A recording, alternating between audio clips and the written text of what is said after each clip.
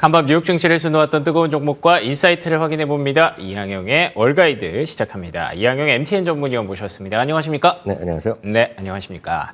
오늘의 핫스탁 세 가지 열어보도록 하죠. 첫 번째 핫스탁은 어펌 홀딩스입니다. 아마존 돌아왔구나. 그러니까 후불 결제 쪽에서 애플이 들어오면서 어펌 홀딩스가 최근에 주가가 좀 안 좋았죠. 그런데 아마존과의 협력 소식에 주가 급등이 나왔습니다. 사실 이전까지 같이 해오다가 계약이 만료됐었는데 다시 한 것 같더라고요. 네, 맞습니다. 어펌은 여하튼 모처럼 좀 반가운 소식이 있었죠. 예. 결국 아마존 페이에 이제 장착되는 거 아닙니까? 다시 그러면서 일단 주가가 오늘 16%나 급등하는 모습이었습니다. 다만 큰 틀에서 보면 핀테크 시장에서 어펌도 마찬가지, 그리고 블락 같은 스퀘어 같은 예전 그런 네. 회사들도 마찬가지, 페이팔도 마찬가지, 모두 마찬가지의 공통의 뭐랄까요? 적이 있습니다. 공통의 적은 거대 공룡이죠. 바로 그 애플이 있다는 것이거든요. 그러니까 이런 것들이 결국은 뭔가 좀 시장에서 여전히 좀 부담스러운 요인이라고 저는 생각을 하고 있습니다. 그래서 그런가요? 투자 의견 자체를 보면 금년 들어서 어펌에 대해서는 전반적으로 하향 추세가 계속 이어지고 있고요.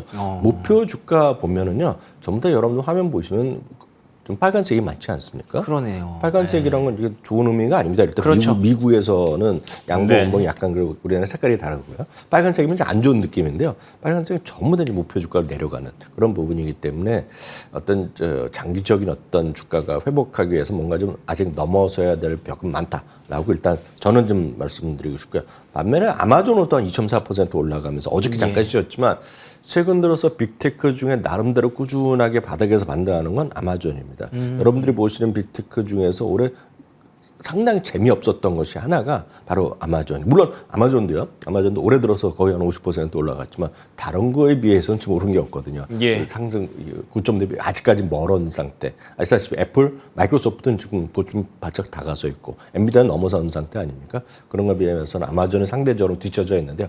아마존이 최근 들어서 그나마 좀 달리고 있겠고요. 참고로 웰스파고는 오늘 매수 의견에 159달러를 제시했는데요.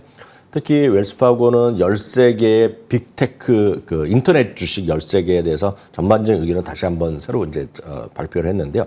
13개 중에서 매수 의견이 있는 것은 한 2개밖에 없습니다. 그 중에서도 탑픽은 딱 하나밖에 없거든요. 그게 바로 아마존이어야 됐고요. 또 다른 매수 정보는 참고적으로 말씀드리면 우버였다라고 말씀드리고 싶습니다.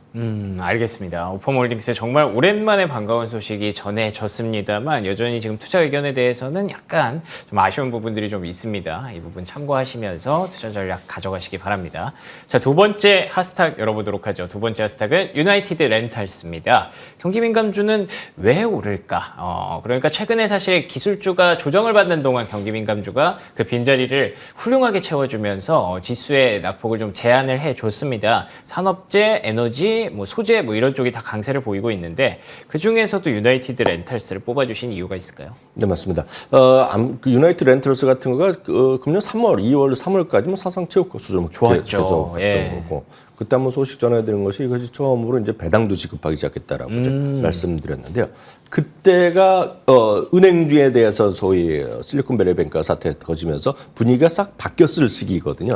그러면서 같이 다 같은 시기에 다 흘러내렸고요. 예. 그 시절 정확히 보면 3월 중순 4월부터 해서 올라가기 시작한 게 많은 빅테크라고 보시면 될 것 같아요. 물론 그 안에 엔비디아가 이제 있었고, 예, 그렇죠. 그 저 와중에 직전에 이제 마이크로소프트가 챗 GPT라는 걸 물론 작년에 발표했지만 올해 이제 공식적으로 이제 보여주면서 그런 게 크게 올라가기 시작하면서 분위기가 싹 바뀌었는데요.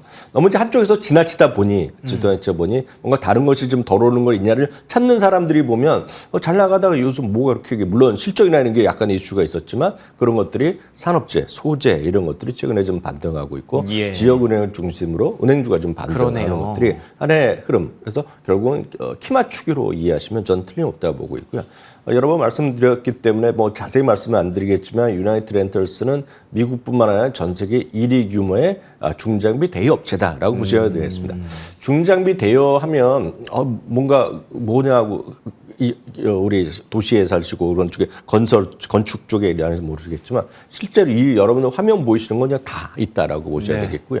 심지어는 제가 이제 눈으로 직접 본 건데 저도 그런 것까지 하는지는 몰랐는데 여러분들이 보면 공사장에서 보면 산소 용접 이런 거 하지 않습니까? 네네. 그러니까 산소 이런 거 갖고 다니고 뭐 가스 통이 있어야 될 거 아닙니까? 예, 예. 제가 몇 번을 봤습니다. 거기도 유나이트 렌탈 이거 딱 써 있습니다. 그 통 자체에도 예. 그러니까 그만큼 유나이트 렌털 하는 일이 광범위하게 많다라고 보셔야 되겠고 요즘 여러분들 보시면 공사장이나 아니면 요즘 그런 야외에서 공연 그런 거 하지 않습니까? 네. 그러면 큰 배면제 전력도 와야 되잖아요. 근데 우리나라는 전기 상황이 좋지만 해외는 전력 와야 되니까 전력차, 전기세 발생할 차도 그런 있겠고요. 게 있구나. 또 많은 분들 아마 간과하실 텐데 우리나라는 그런 게 잘 돼 있습니다. 지금 그런 것들이 잘 돼 있지만 또 조금 가면 화장실 같은 거가 야외 화장실 막 설치 많이 해야 되잖아요. 예. 그것도 얘네들이 갖고 있습니다. 그래서 그 수많은 것들을 하는 것이 유나이티드 렌틀이라고 보셔야 되겠고요.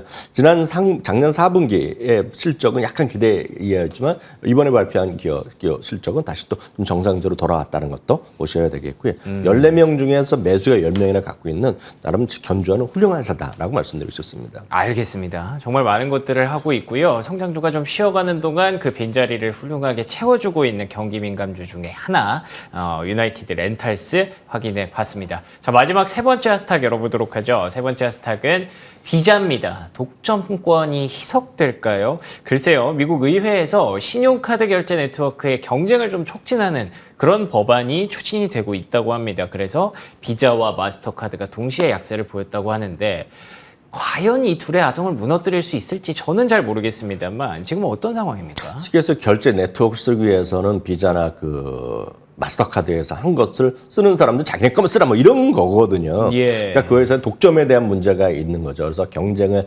제한하는 것에 대해서 일단 반발하는 분명히 있습니다. 그래서 카드 경쟁 촉진법이라고 얘기도 하고 여러 가지 이제 이름을 불리고 있는데요. 이번에 이제 상원에 이제 상정된다고 하고 있는데요.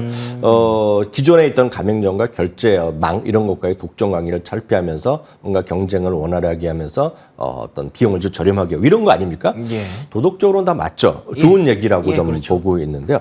이게 처음 있는 일이냐? 그게 아니라는 데 이제 이슈가 있습니다. 작년에도 상원에 한번 제출했다가 잘 무산된 적이 있겠고요. 네. 이런 비슷한 것들이 하원에도 다 이미 다 제출돼 있고 뭐 논의를 하고 있는데 이게 이제 현실화될 가능성에 대해서는 상당히 회의적이라는 얘기를 하고 있습니다. 그런 관점에서 일부 증권 월가에서는 지금 이번에 확률이 20%도 안 된다 얘기를 하고 있습니다. 물론 이런 것들이 부담스럽죠. 이게 뭐 통과되면 뭔가 조금이라도 마이너스 되겠죠. 회사 측에서는요. 없진 않겠죠. 분명히 마이너스인데 그리고 장기적으로 그게 좋은 일일지 모르겠으나 국가 경제, 사회를 위해서 좋은 일일지 모르겠지만 이게 현실화될 가능성은 크지 않다고 보셔야 되겠습니다. 그래서 만약 그것 때문에 주가가 떨어진다, 사야 된다. 떨어졌다면 사는 게 맞다고 보고 있습니다. 적극적으로 사는 게 맞는데 문제는 저는 그것은 핵심이 아니라고 저는 개인적으로 보고 있습니다. 핵심은 뭐냐? 저희가 말씀드렸다시피 4월부터 뚜렷해진 카드 소비의 감소 내지는 성장세의 둔화 추세. 이거 여러 번 말씀드렸잖아요. 바로 거기서부터 모든 게 지금 출발하고 있다라고 보셔야 되겠고요. 그래서 오늘 한번 보여드리면 비자에서 매달 발표하는 스펜딩 모멘텀 인덱스라고 있습니다. 이건 누구나 다 여러분들 검색해서 들어갈 수 있고 저도 다 인터넷에 보고 들어가서 하는 건데요. 네. 전반적으로 보면 과거에 했던 연간보다 약간 지금 둔화되는 추세. 물론 지난 4월 수치만 보면 5월 수치만 보면 조금 올라갈 것으로 추정되고 있는데 그래도 전반적으로 보면 느낌이 좀 우하향되는 추세를 보이고 있다는 것 자체. 이게 바로 핵심이라고 보셔야 되겠고요. 마찬가지입니다. 마스터카드 그리고 아메리칸 익스프레스도 비슷한 흐름을 보고 있는데 그렇다고 해서 애널리스트가 의견은 바뀌었느냐? 의견은 바뀐 게 하나도 없습니다. 올해 들어서요. 한 번도 빨간색이 나온 적이 없고 그러네요. 앞서랑 업범이랑 완전히 반대죠. 전부 다 초록색이다. 라고 일단 이해하시면 되겠습니다. 알겠습니다. 비자에 대해서 뭐 핵심이 다른 곳에 있다라는 얘기 꼭 기억하시면 좋을 것 같고요. 사실은 여기서 이제 마무리가 돼야 되는데 요즘 테슬라가 뭐 한 10거래일 연속 급등을 하고 있기 때문에 이 얘기를 하지 않을 수가 없습니다. 그런데 또 GM과 연관이 되는 어떤 내용이 발표가 됐나 봐요. 네, 맞습니다. 테슬라는 저희가 이제 어저께도 말씀드렸기 때문에 따로 준비를 안 했는데요. 어제 말씀드렸다시피 9일 연속이었는데 오늘 10일 연속 올라가면서 뭐 좀 또 최고치를 올해 뭐 최고치는 당연하게 가고 있는데요. 혹시 기억하시는지 모르겠지만 한 8, 9일 정도 됐는데요. 포드랑 테슬라가 손을 잡았잖아요. 그래서 이제 포드의 자동차가 테슬라에서 갖고 있는 슈퍼차지. 네. 이게 보면 북미 차징 시스템이라는 자기네 고유 기술이 있는데 그걸 이제 같이 쓰기로 한 거죠. 예. 같이 쓰기로 했지만 실제로 보면 슈퍼차지를 같이 하고 앞으로 이제 잘해보자는 얘기하면서 포드도 뭐 15달러 급등한 거 한번 보셨을 텐데요. 네네. 그러니까 GM이 갖고 가만히 있기는 약간 어색하잖아요. 그래서 GM이 오늘 또 발표했습니다. 자 끝나고 나서 예. GM도 테슬라랑 손잡는다. 그렇군요. 하면서 GM도 바로 슈퍼차지를 2024, 5년부터 그걸 활용할 수 있는 그런 시스템을 장착해서 만들고 아마 기존 GM 자동차도 아마 뭐 다른 어댑터를 통해서 내년부터 쓸 수 있는 거로 갈 거예요. 그래서 자세한 얘기 또 비슷하겠죠. GM과 포드. 결국 GM, 포드도 결국은 테슬라의 그런 아성에 결국은 그 에코시스템이 들어가는 거 아니냐. 결국은 오늘 정장도 좋았지만 테슬라가 오늘 시간에서 3, 4% 또 올라가면서 많은 분 좋아하실 것 같습니다. 240달러대를 지금 찍고 있고요. GM도 좀 추가 상승을 하고 오늘 떨어졌는데 오늘 GM도 올라가고 있다는 거 보시면 오늘 속보성이라서 전해드렸습니다. 좋습니다. 테슬라의 슈퍼차저는 정말 위력이 대단하네요. 앞으로 얼마나 더 뻗어나갈 수 있을지 기대가 됩니다. 자, 그러면 이어서 인사이트 확인해 보도록 하겠습니다. 오늘의 인사이트 어떤 내용 준비되어 있을까요? 사이버 보안 관련 섹터에 대한 관심 확대가 필요하다. 어떤 내용일까요? 네, 요즘 뭐 AI의 천국이 돼 있지 않습니까? 전 세계 주식시장. 그래서 그렇죠. AI가 좋은 건 다 인정하는데 AI가 혹시 잘못됐을 경우에 어떠냐에 대해서 뭐 많은 분들이 고민을 하실 것 같습니다.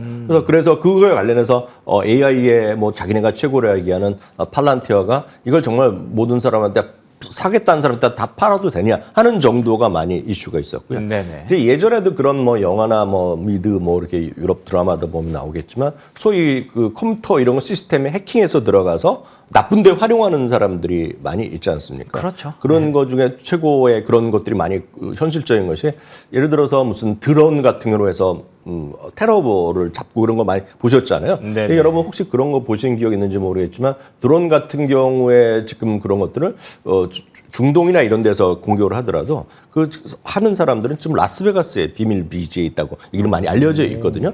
근데 만약 그런 기술 자체가 해킹되면 어떻게 하냐는 거죠. 예. 그렇기 때문에 당연히 어떤 과정을 거치더라도 해킹을 방지하는 그런 시스템은 앞으로 더욱 강조될 수밖에 없는 것은 분명하게 많은 분들이 이해를 하실 것 같습니다. 그렇지 여러 단계에 있는 거죠. 그것은 데이터 보안, 데이터 자체도 보안도 하겠지만 많은 사람들이 소위 로그인하는 거, 거기 들어가는 데에서도 수많은 안전장치가 있겠지만 그걸 뚫고 들어가는 것도 있을 것이겠고요. 예. 또 필터링을 해서 정말 그 안에 들어가서 보여주는 정보를 분석할 때 그걸 또 이상하게 나쁘게 조작할 수도 있고 예. 다양한 관점에서 그렇겠죠. 해킹이라는 걸 방지하는 것들이 우리 쉽게 해서 우리가 보안이라고 얘기하지만 그 안에 단계는 수십 단계가 또 있는 거라는 거죠. 물론 여기에는 전문 지식을 있는 분이 분명히 있습니다. 전문 잘하시고 이 방송을 보신 뿐만 아니라 우리나라에서도 내노라는 전문가들 많기 때문에 그 하나하나 분야에 대해서 많이 있죠. 그 하나하나 분야에 각자의 최고라고 얘기하는 것들이 나스닥 100에 속해 있는 그런 대표적인 기업들인데요.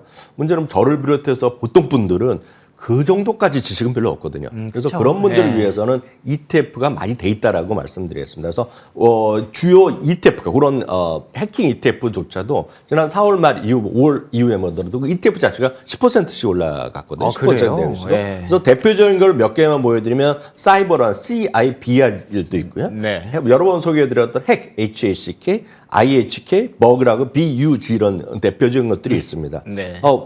천천히 여러분 보시면 되겠지만 이 중에서 오늘 소개해드릴 것은 그 와중에 운용 자산이 가장 큰 거는 사이버입니다. CIBR이고요. CIBR에 들어가는 주요 보유 종목 보면 여러 번 말씀드렸다시피 팔로알토 네트워크, 포티넷, 크라우드 스트라이크 같은 내노라는 보안 관련된 것들이 다 있군요. 다 들어가 있다는 예. 거라서 이런 것들에 아주 전문 지식이 부족한 분들은 이런 것들 한번 천천히 보시는 것도 좋겠다 해서 오늘 소개해드렸습니다. 오, 알겠습니다. CIBR 이 안에 있는 종목들 보니까 정말 최근에 많은 분들이 관심 있어 하시는 종목들이 또 다 들어가 있네요. 그렇기 때문에 많이 전문 지식이 부족하시다면 이런 ETF 투자 괜찮을 것 같습니다. 자, 지금까지 이항영 MTN 전문위원과 오늘도 함께 해봤습니다. 좋은 말씀 고맙습니다.